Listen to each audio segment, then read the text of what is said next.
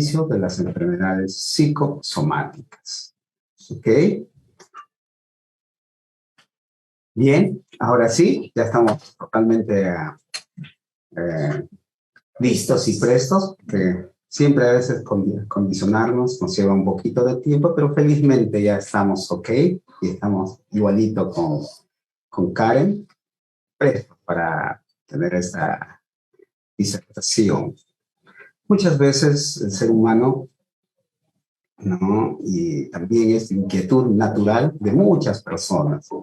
Siempre se preguntan, ¿qué es el miedo? Aquí voy a empezar con un mensaje muy bonito que nos habla precisamente sobre este tema. El hombre valiente no es el que no siente miedo, sino aquel que conquista ese miedo. Esto precisamente nos habla Nelson Mandela, un personaje muy importante que tuvo muchos galardones a nivel del mundo. Entonces, esto de hablar del miedo es algo que vamos a ir conociendo ahora poco a poco.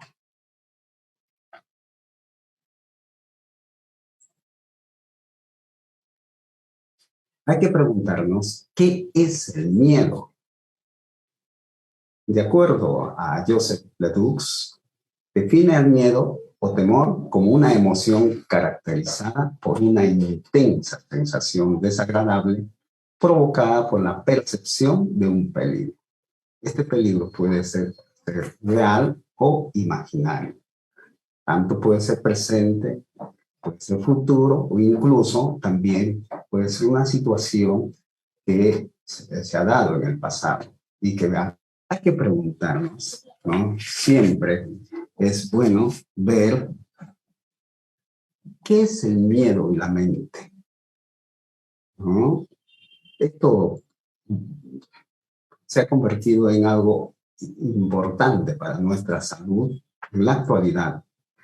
Esta relación que existe del miedo y la mente muchas veces nos puede generar una sensación de agobio inicialmente, pero esto, si nosotros no lo superamos en un primer momento, puede prácticamente convertirse en un malestar que vamos sintiéndolo ya a nivel de nuestro funcionamiento fisiológico, que luego se va a ir formando en una forma de estrés.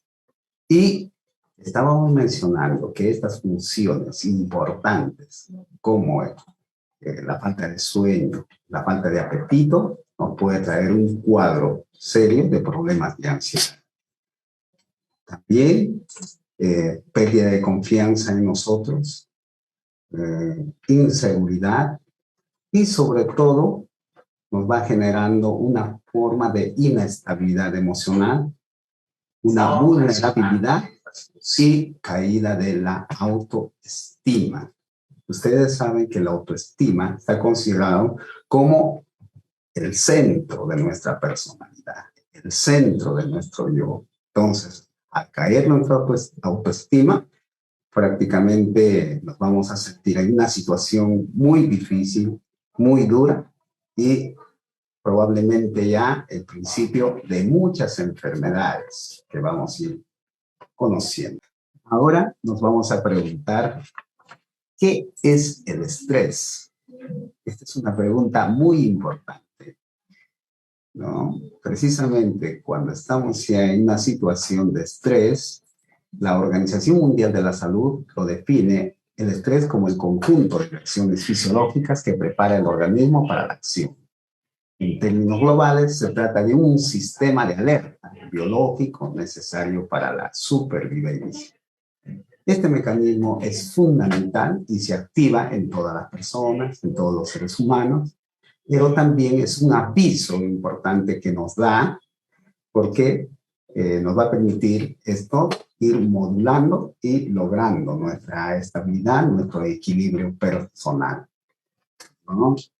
Entonces, hablábamos sobre este tema que es muy importante, que es el estrés, y mencionábamos que la Organización Mundial de la Salud define el estrés como un conjunto de reacciones fisiológicas que prepara el organismo para la acción. En términos globales, se trata de un sistema de alerta biológico necesario para la supervivencia. Como podemos ver, esto es fundamental para que logremos cada uno de nosotros un equilibrio importante en nuestra salud.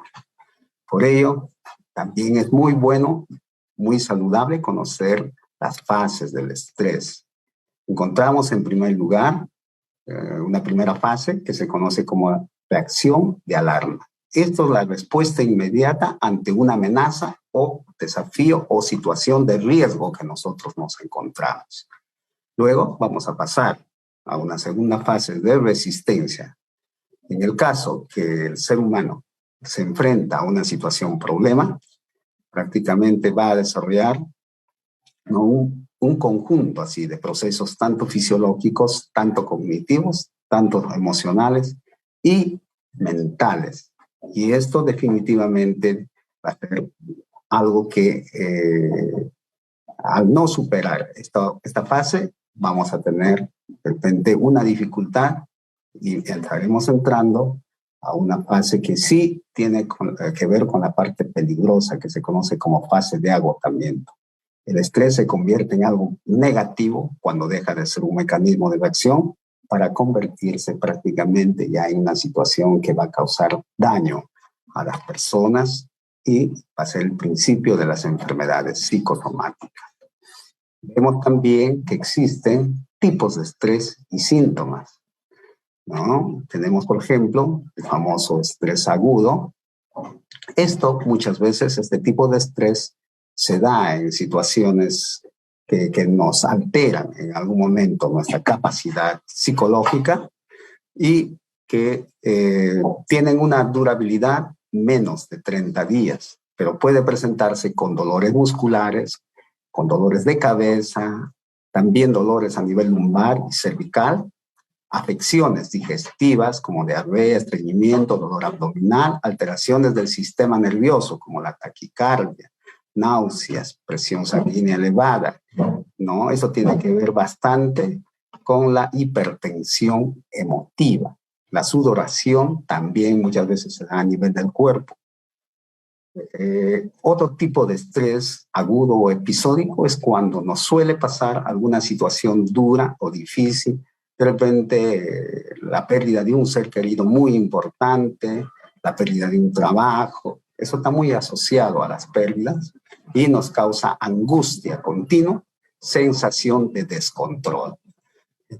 Vemos también el estrés crónico como causa de problemas severos en la salud psicológica y biológica. Esto ya prácticamente es cuando se ha instalado ya una enfermedad y este estrés crónico nos va a ocasionar serios problemas en la salud.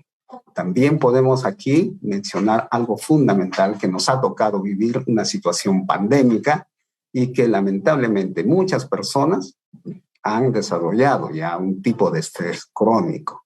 En este aspecto podemos decir de que muchas personas por desconocimiento no acuden a una clínica, a una institución que tiene que ver con la salud mental.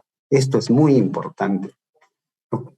Ahora nos vamos a preguntar algo que es clave ya en las enfermedades psicosomáticas. Se conoce como la ansiedad. Margaret Mead nos invita un poco a pensar poéticamente. Margaret Mead es una antropóloga muy connotada y nos habla. En un momento me sentí acosado por la ansiedad, pero me deshice del miedo, estudiando el cielo, determinando cuándo saldría la luna y dónde aparecería el sol por la mañana. Indudablemente un mensaje muy bonito para poder hablar sobre lo que es la ansiedad. Según Charles Spielberg, menciona que para definir adecuadamente la ansiedad se debe tomar en cuenta la diferenciación entre la ansiedad como estado emocional y la ansiedad como rasgo de personalidad. Esto es curiosamente muy interesante porque tiene que ver, uno, con las emociones y lo otro con los tipos de temperamento y con los rasgos de personalidad. Entonces vamos a ver ahora la ansiedad de estado. el estado emocional inmediato de las personas, modificable en el tiempo, combinación única de sentimientos de tensión, aprensión y nerviosismo, pensamientos intensamente molestos y preocupantes, cambios fisiológicos, puede iniciar un proceso defensivo para reducir el estado emocional, ¿no? Entonces aquí el ser humano prácticamente está en una lucha, podemos decir así, con los diferentes estímulos que están afectando sus emociones. En la ansiedad de rasgo, vamos a observar que existen diferencias individuales de ansiedad relativamente estables. Disposición, tendencia o rasgo se manifiesta directamente en la conducta, debe ser inferida por la frecuencia con la que un individuo experimenta aumentos en su estado de ansiedad, perciben un mayor rango de situaciones amenazantes, están más predispuestos a sufrir ansiedad, estado de forma más frecuente, ¿no? Con mayor también intensidad. Esto es fundamental tener claro. La ansiedad de estado, ¿no? Sobre todo por nuestras emociones, la ansiedad rasgo relacionada a nuestro temperamento. Para poder ahora ya entrar a lo que son las enfermedades psicosomáticas, voy a citar un pensamiento importante de Han de Caudetel. Nos dice, lo que no resuelves en tu mente, tu cuerpo lo convertirá en enfermedad. Son las enfermedades psicosomáticas. Todo empieza en el cerebro. El cerebro dirige y regula las acciones del cuerpo y funcionamiento del mismo, ya sea positiva o negativamente, dependiendo de emociones y pensamientos que hay en la mente. Curiosamente, aquí, el centro de las emociones que podemos citar y que han escrito libros, ¿sí?, en cantidad, nada más de un de los aspectos así fundamentales de las emociones, es la amígdala, por ejemplo. Pero tenemos ahora la mente, desarrolla capacidades intelectuales de los seres humanos, incluyendo la conciencia, donde se experimentan los estados mentales. Todo lo que un individuo se imagina o expresa con respecto al padecimiento de una patología repercute en la intensidad de sus síntomas. Psicosomático justo viene a ser el poder de la mente sobre el cuerpo. Cuando se desarrolla una afección física a causa de un estado mental. Somatizar significa transformar la condición psicológica en síntomas físicos. Existe un dato importante, según la Organización Mundial de la Salud, que un 90% prácticamente de las personas se ven altamente influenciados por enfermedades psicosomáticas. Esto empieza básicamente con los pensamientos, con situaciones estresantes que debemos resolver en un primer momento. Entonces, por eso cobra mucha importancia y por eso también la Organización Mundial de la Salud nos refiere que muchas enfermedades están asociadas a lo que es la mente y el cuerpo. Causas de las enfermedades psicosomáticas. Aquí encontramos ya el tema del estrés que estamos hablando, la ansiedad, que también es considerado ya como una enfermedad, el tema de la depresión es otro aspecto importantísimo, ¿no? Es otro campo, podemos decir así, de las emociones, pero que incluso la Organización Mundial de la Salud ha llegado a describir que existen 100 millones de personas afectadas, así por este tema de la depresión. El duelo, que es otro aspecto que muchas veces de igual manera nos ha impactado a muchas personas en esta época de pandemia, y definitivamente hemos pasado una crisis sanitaria muy dura. Entonces también las pérdidas que tenemos, ya sea de seres queridos, ya sea de un trabajo, etc., nos van causando estas enfermedades psicosomáticas.